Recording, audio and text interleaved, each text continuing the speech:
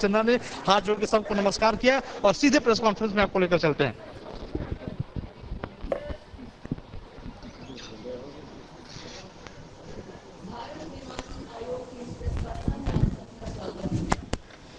भारत निर्वाचन आयोग की इस प्रेस वार्ता में आप सभी का स्वागत है।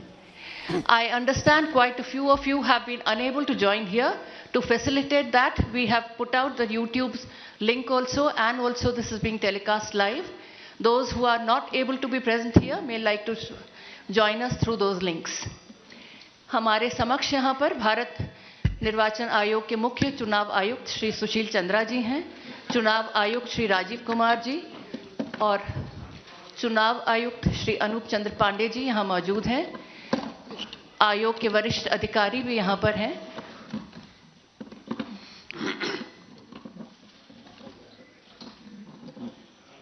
फोटोग्राफर्स की सहूलियत के लिए हम ये नेम प्लेट जरा से नीचे करेंगे ताकि आप लोगों का आसानी हो।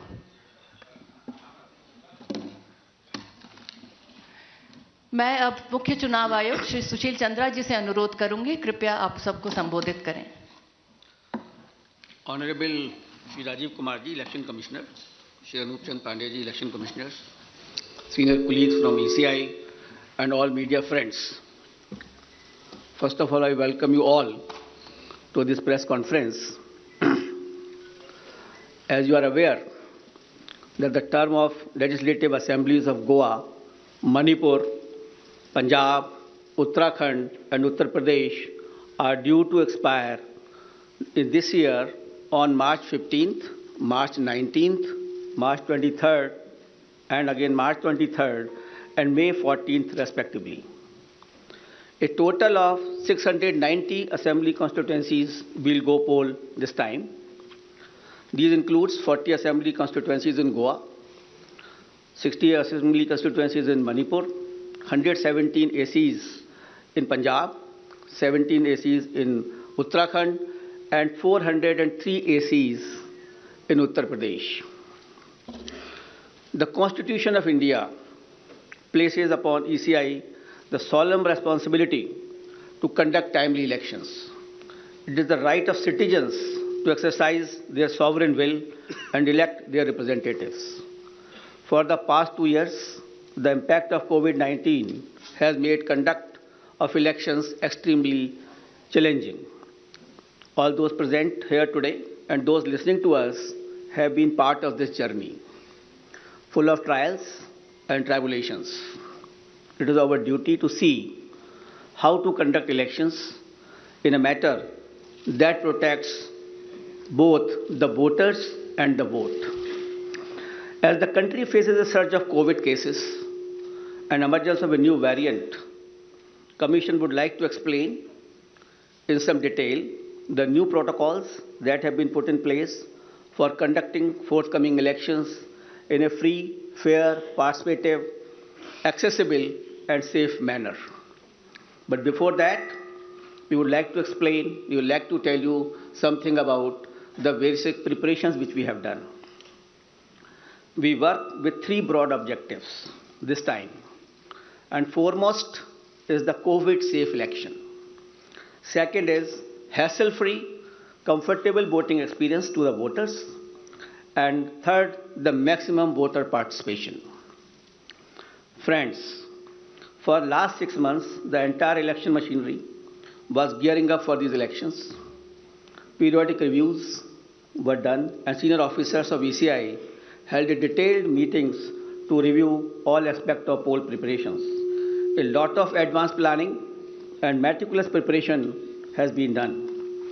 In the month of December 2021, Commission visited the poll-bound states to review poll preparedness, and we also had a virtual meeting with the political parties of Manipur and their officers. We discussed with various political parties and elicited their views and suggestions. We also met the chief secretaries, DGPs, DOs, SPs, and various enforcement agencies in the states on various issues of preparedness.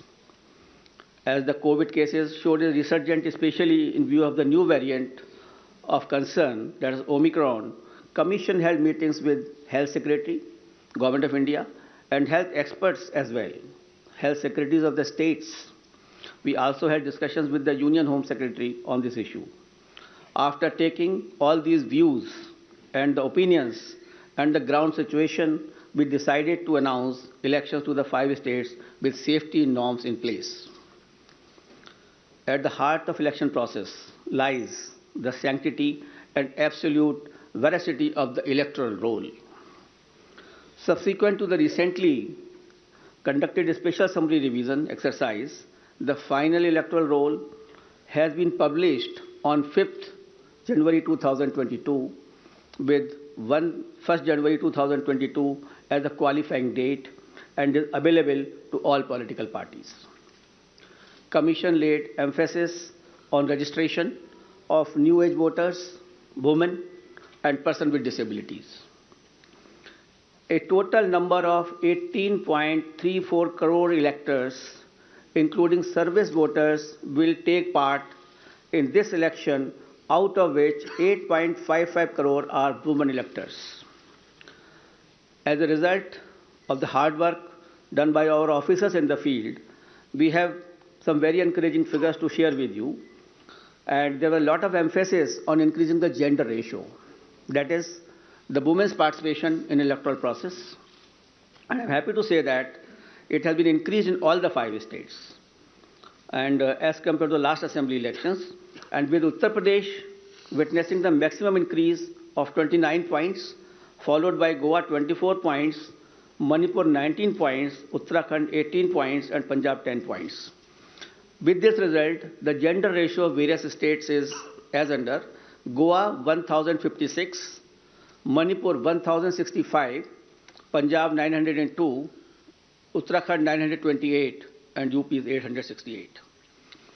As many as 24.9 lakh first-time electors, that is between the age of 18-19, have got registered in the 5 states. And out of these, first-time women electors are 11.4 lakhs. In the 5 foregoing states, a total of 13.01 lakh PWD voters and 31.47 lakh senior citizens 80 plus age have been mapped. Their participation has been increasing and their presence at the polling stations serves to inspire the younger generation. Service electors, the personnel and security forces deployed in India's far-flung borders, and mission staff, 5.29 lakh service voters will vote in coming elections. After the electors, I would like to tell you about the polling stations. Another area of focus for the Commission has been the facilities available at the polling stations. We had instructed all COs and all DOs to visit all major polling stations to see and to ensure that all assured minimum facilities are available on all the polling stations. And like AMF, like drinking water, waiting area, electricity, ramps, toilets has been made available at all polling stations.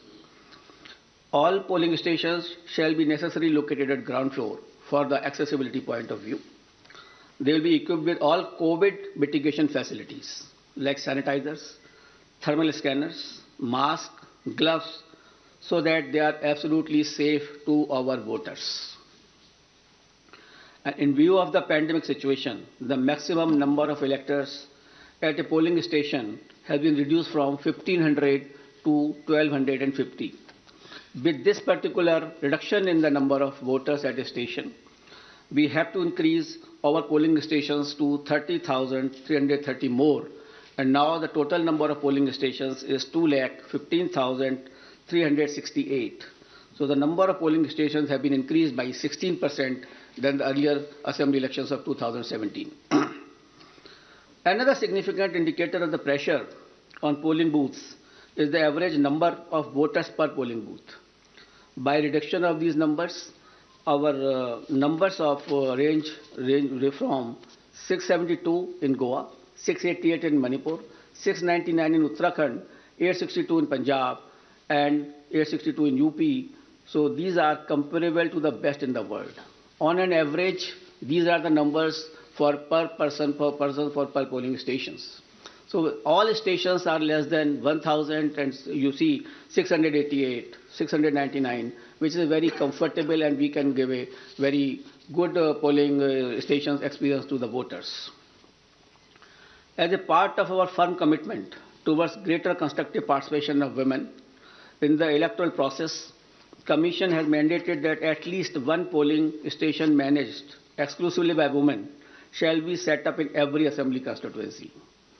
Our officers have identified even much more than that. There are 690 assembly constituency, but we are setting up a total of 1,620 such polling stations that will be totally manned by women staff and the women security personnel as well. This will definitely empower the women, will set an example for others. The women can come freely to cast their votes without any hesitation and without any problem.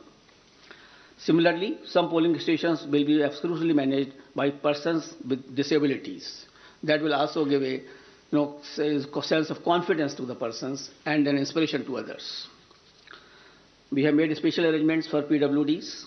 Commission is truly committed to ensuring a comfortable polling environment to persons with disabilities. They shall be given priority for entering polling booths, provision made for designated parking spaces close to the entrance of polling stations. Volunteers shall be available to facilitate PWDs. Wheelchairs will be arranged. All polling stations will be having a gentle ramps so that there should be no problem to our persons with the disabilities. We have made arrangement for the postal ballot facility for absentee voters, and 3 types of absentee voters have been identified. That is the senior citizens with the age above 80 plus, the PWDs with the benchmark disability, and those who are COVID affected.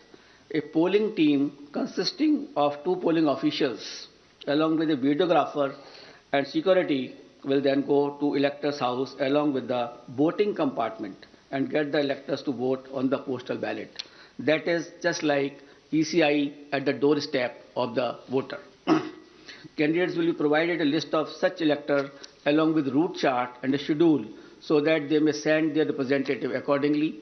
Therefore, there is absolutely transparency as far as this absentee voter is concerned. We have also given a facility of online nomination to the candidates. This is an optional facility, and we would like the candidates should use this facility so that the physical contact can be reduced and online facility can be fully utilized by the candidates who are coming for contesting the poll. Friends, another important issue is the candidates with the criminal cases. Each and every voter has a right to know the background of the candidate. Among other measures to ensure ethical elections, emphasis is also given on mandatory publicity of criminal antecedents. Candidates with criminal antecedents are required to publish information in this regard in newspaper and through television channels on 3 occasions during the campaign period. Besides this, it is also mandatory for political parties to upload on their website at the home page detailed information regarding individuals with pending criminal cases who have been selected as candidates. Along with the reasons, the political party will have to give the reasons as to why this particular candidate has been selected and no candidate without any criminal antecedent was selected, and benevolity is not the criteria for the same. And the details will be published within 48 hours of the selection of the candidate and not prior to 2 weeks before the first date of filing of nomination as was done earlier.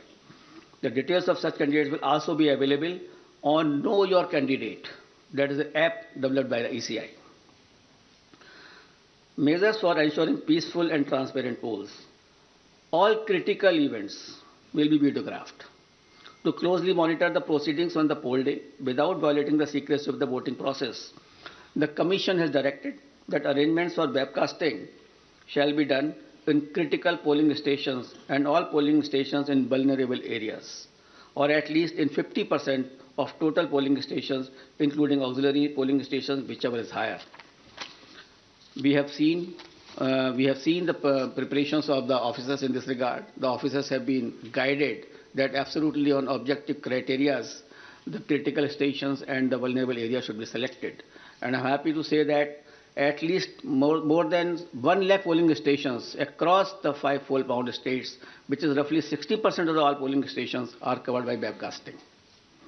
To ensure further transparency, the officers of the civil services drawn from IAS, IPS, and IRS and other account services shall be deployed as central observers in the coming elections.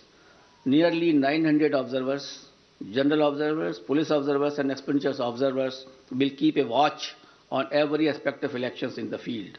The special observers will also be deployed if necessary. Another important issue is the expenditure monitoring.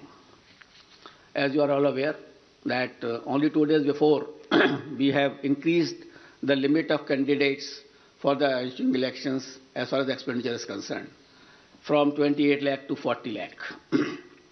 As per revised limits pertinent to these 5 elections, the limit on candidate expenditure for the state of Punjab, Uttarakhand and UP will now be rupees 40 lakh, and for Goa and Manipur it shall be rupees 28 lakhs.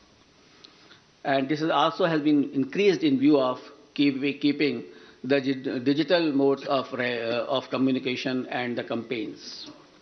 The Commission has zero tolerance towards abuse of money power and misuse of the government machinery, as some of the political parties have mentioned to us. Officials have been instructed to monitor expenditure-sensitive constituencies and ensure comprehensive and coordinated actions. Conducting inducement-free and ethical election is of a prime importance for the Election Commission of India. Commission, wherever had gone, to all the 5 states, held meetings with all enforcement agencies, whether it is from income tax, the DRI, the excise department, the railways, the airport authorities. All enforcement agencies were met. We met all the enforcement agencies. We saw their positions. We directed them that no illegal money, no illegal, this alcohol or any freebies or drugs can be distributed. They will have to, increase their efforts in this regard. We had monitored the seizures which were made by them so far.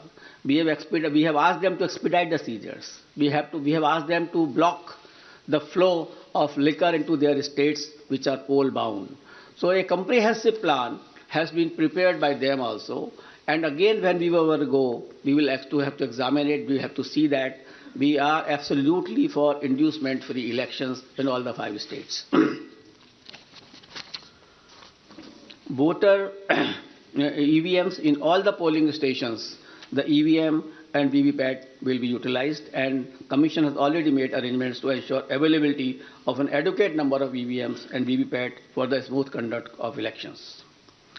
I'll also mention about the important IT tools which are important for the election purposes. And the first is the Suvidha app, which has been developed for all political parties, and they can fix their campaign areas. They can ask for the grounds through that app. They need not to require to go to any place, to the DO's office or something. There is an app on which they can directly apply. And the PWD app is also there for the person with disabilities, and definitely they can ask for the wheelchair, the free transport facility, and whichever facility they require, so that they can facilitate their movement to the polling stations. An important app is the C-Vigil application. We would like, for any election purpose, it is Jan Bhagidari, the pupil participation, which is important for any good election. Therefore, the C-Vigil app should be used by all persons, general public, the voters, and that particular app can be downloaded, and any incident of violation of MCC, distribution of freebies, distribution of money can be uploaded on that. You just take a picture, click it, send it. And within 100 minutes, the Election Commission of India's officer will definitely reach to that place, because automatically latitude and longitude are available with us on that particular thing. So C-Vigil is a tool which empowers the public to clean the system. And we request and we earnestly request the persons that they should use this C-Vigil app. And it has been used also by some of the states where very good results had come to us. And by this methodology, even the candidates, the political parties and ECI will have a complete control that where is the freebies distribution or the defacement of the property of anything like that, or a violation of MCC, that will come immediately to our notice and action will be taken accordingly. The model of conduct of court, the MCC comes into effect immediately from the announcement of schedule. Commission had made elaborate arrangement for ensuring the effective implementation of MCC guidelines, and any violation of these guidelines would be strictly dealt with. I also like to mention about the sweep activities. Friends, sweep initiatives, that is the systematic voters education program, which we have, is a very important program through which we reach to the voters. And we want voters to be aware about their rights. Voters should be aware about the polling booth safeties. The voter should know how to how to go to the polling stations, how to cast their vote, how to use EVM. So this is the basic thing, and how to increase the participation of the voters. That is a very big thing before us. So through our sweep activities, we will make outreach programs to our voters to make them aware about the safety standards at the polling booth, so that they can be assured that the polling booths are absolutely safe. We will tell them about the assured minimum facilities which are available on the booth. And similarly, a voter's guide, a small voter guide, will also be provided to the voters along with the epic card. And the first-time voters will also be given a letter giving in a voting and the various features as to how the elections are to be conducted, to make them empowered actually. Until and unless you make the voters empowered, until and unless they realize their duties, and unless they are absolutely informed, the election process will not be clean. So it is our endeavor through the sweep activities or otherwise that outreach program should be absolutely vibrant and we can reach to the voter. And one more important area for the voter participation, that we have identified all the polling booths where the voters' participation was less in comparison to the earlier years or otherwise also. That the national average or the state average is suppose 80%, and then we have identified the polling stations where it was much less. So the targeted intervention will be made by the sweep activities, by the BLOs, and to find out that why that particular percentage was less. For a strengthening of the democracy, it is essential that all persons should participate. The 60% or less or 50% participation is not sufficient. And the Election Commission of India is trying its level best to make a targeted intervention to motivate the persons that they should come out to the polling in large number of the cases. Now I come to COVID protocols and COVID safe elections, I think, for which many persons are waiting, and a lot of queries are coming even before announcement of the polls. I will start that there were a lot of queries on this issue, that what will happen, what is going to happen. But I would like to start with a very, couplet. यकीन हो तो कोई रास्ता निकलता है, हवा की ओट भी लेकर चिराग जलता है. So therefore, यकीन होना चाहिए. We should have a yaqeen, we should have a faith, we should have a absolutely belief that we can pass through this particular pandemic also through our safety measures, through our proper following of the COVID appropriate behavior. Only then we can sail through effectively, safely into this election process, as has been done in earlier past elections also. The decision to go ahead with scheduled elections was taken after much deliberation, discussions, and careful analysis of the ever dynamic situation. The situation is very dynamic. It is not static. Nobody can predict. Nobody could have predicted earlier also, a month before. So the situation is very, very dynamic.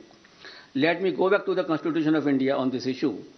Article 172(1) states clearly that every legislative assembly of every state, unless sooner dissolved, shall continue for 5 years, and no longer.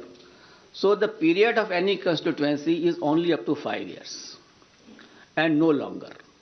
Any postponement of the assembly may result in a situation which denies people of that state the right to elect an accountable government of their choice. The government will have to be of their choice. It is a democratic process.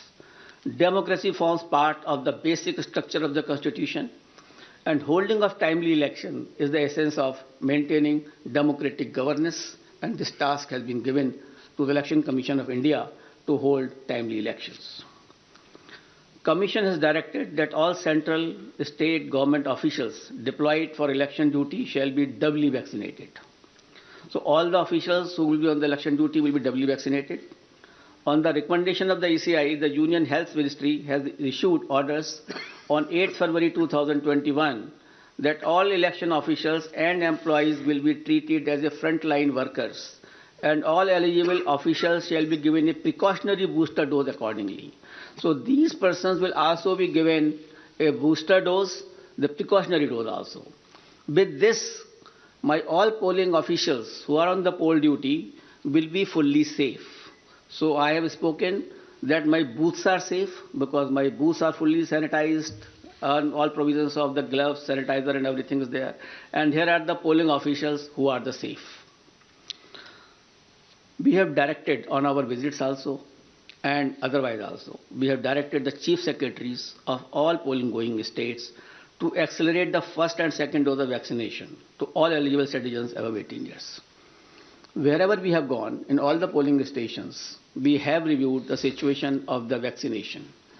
And yes, you people have also reported, you have also informed that we have asked the chief secretaries to expedite this first dose as well as second dose to my electors of this country. And let me share with you the vaccination program, and they have accelerated the vaccination of the persons of various states. Let me share some vaccination figures with you. Data is on January 7th, 2022. In Goa, more than 95.8% people have been vaccinated with both the doses. So almost all population of Goa has got double vaccination. And in Uttarakhand, people have got 99.6% people have got their first dose and 83% have got the second dose. So in Uttarakhand also, the large number of population is vaccinated. In Uttar Pradesh, which was lacking earlier, but after our interventions and after our discussions over there, 90% population had been administered first dose, and more than 52% had taken both the doses. In Punjab, 82% had been given the first dose of vaccination, and 46% covered by both the doses. In Manipur, 57% had been jabbed with the first dose, while 43% had been administered both the doses. In absolute figures, as on January 7, 2022, more than 15 crore people in these 5 states together have got the first dose of vaccine, and more than 9 crore people had been administered both the doses. So this was regarding the safety of electors. There are 3 components of the elections: polling booth, polling officials, and the electors. So the Commission has taken steps that all these 3 should be the safe area. As far as the electors are concerned, most of the persons have got the vaccination, as I have just mentioned to you. The polling officials are doubly vaccinated with the booster dose also. Polling stations are safe, as I mentioned to you, that all sanitizations have been done. And before polling also, all polling booths will be fully sanitized. We have also seen the positivity rate of these states before taking decisions. I'll tell you that the weekly positivity rate in UP was only 0.24%. In Uttarakhand, it was 1.01%. In Punjab, it was 2%. Hello? Slowly. Figures. Acha, figure. In UP, the positivity rate was 0.24%. In Uttarakhand, the positivity rate was 1.01%. In Punjab, it was 2.1%. In Manipur, it was 1.1%. And Goa, it was something around 13% because of the newer party by the outsider in that state. So these are the positivity weekly rates which we have seen and perused by all of us. And we have taken the opinion of medical experts, the Union Health Secretary, and other secretaries as I discussed with you. We have appointed health nodal officers at the district, state, and assembly constituency level and in all polling states. And in view of COVID concerns, polling time has been increased by 1 hour in all 5 states, and the time will be notified when the notification will be issued of those particular states. In view of emphasis on non-contact based campaign during pandemic conditions, Commission has decided to double the free equitable time allotted to the recognized political parties on Doordarshan and AER during these elections. It is expected that all stakeholders, namely political parties, candidates, campaigners, voters, and authorities engaged in the election process shall be conscious of their prime duty towards public health, safety, and therefore shall abide by the general instructions and other norms of COVID-appropriate behavior as mandated by the respective authorities prescribed.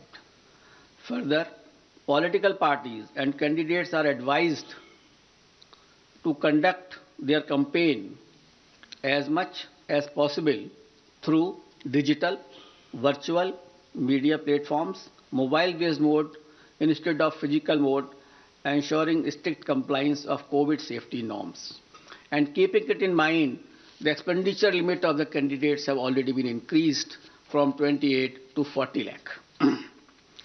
A detailed guidelines are being issued and which will be given to all of you regarding the COVID guidelines 2022 as to how the political parties, how the election officials, how the EVM persons will be dealt with and will be dealing with the COVID appropriate behavior.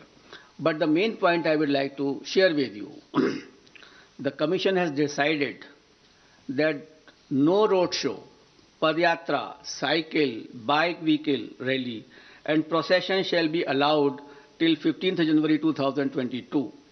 Commission shall subsequently review the situation and issue further instructions accordingly. So up to 15th of January, because the situation is dynamic, it is not static. No road show, no padyatra, no cycle, bike or vehicle rally and any procession. Similarly, no physical rally of political parties or probable candidates or any other group related to election shall be allowed till 15th January. Commission shall subsequently review the situation, considering the situation of the pandemic, and issue further instructions accordingly. So, up to 15th of January, there is absolutely a moratorium of physical rally and physical road shows. Between 8 p.m. and 8 a.m., no rallies and public meetings. Similarly, like a campaign curfew that on any campaign day, that will continue. No nukkad sabhas will be allowed on public roads, roundabouts or public streets or corners. Fifth, no victory procession after the counting shall be allowed and not more than 2 persons shall be allowed to accompany the winning candidate or his authorized representative to receive the certificate of election from returning officers. So we are reducing the physical contact, physical availability, and we are saying that more and more virtual and virtual rallies, virtual campaign should be done. However, physical rallies during the campaign period, if after considering the situation, which is very dynamic, and when permitted after the decision of the Commission, shall be conducted subject to adherence to COVID-19 guidelines. The maximum limit of persons allowed for indoor and outdoor rally meetings shall be as per existing directions of SDMAs. For these meetings, political parties shall distribute masks and sanitizer to persons attending and maintain COVID protocol at entry and exit point. Further rallies and meetings shall be allowed only in earmarked places and with prior permission of district administration. Door-to-door campaign, a maximum of 5 persons including candidates, excluding security personnel if any, shall be allowed to do door-to-door campaign. Each political party candidate shall have to furnish an undertaking in the application form under Suvidha that it shall abide by all the extant instructions, guidelines in this regard. So an undertaking will also be taken whenever any rally will be allowed. Later on, when we review the situation after 15th or something like that, only then again also these undertakings, COVID guidelines have to be strictly followed with each and every person who is involved in the campaign. Let him please finish. We'll take up your questions thereafter. Non-compliance of instruction. Anybody violating the instructions on COVID measures will be liable to proceed against as per the provisions of the Disaster Management Act, besides legal action under IPC and other legal provisions as applicable. And the prime responsibility will be resting with the CS and DO as mandated under the DM Act. And our guidelines specifically reiterate this legal position, and the guidelines will be given to each and every one of you.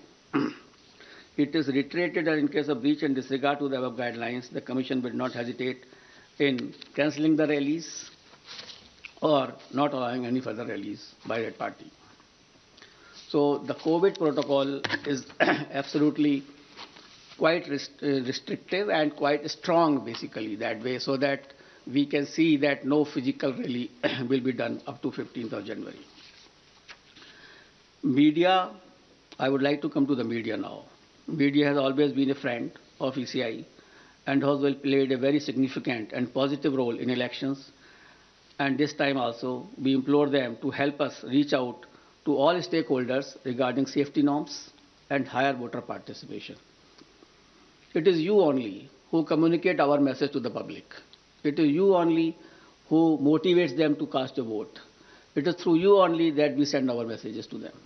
So you are our friend, and you are the person who can help us in achieving our goals. Social media has also become an important component of life, and Commission has been engaging with social media platforms since 2019. And a voluntary code of ethics had come into play, which will also be applicable. Commission has been engaging and requesting all political parties and candidates to ensure that their supporters do not indulge in hate speeches and fake news. A strict watch on social media posts is being kept to ensure election atmosphere is not vitiated in any manner. Any person or organization indulging in such malicious activity will face harsh consequences. Now I will come to the schedule of elections, I think, which you are waiting, and that is something which is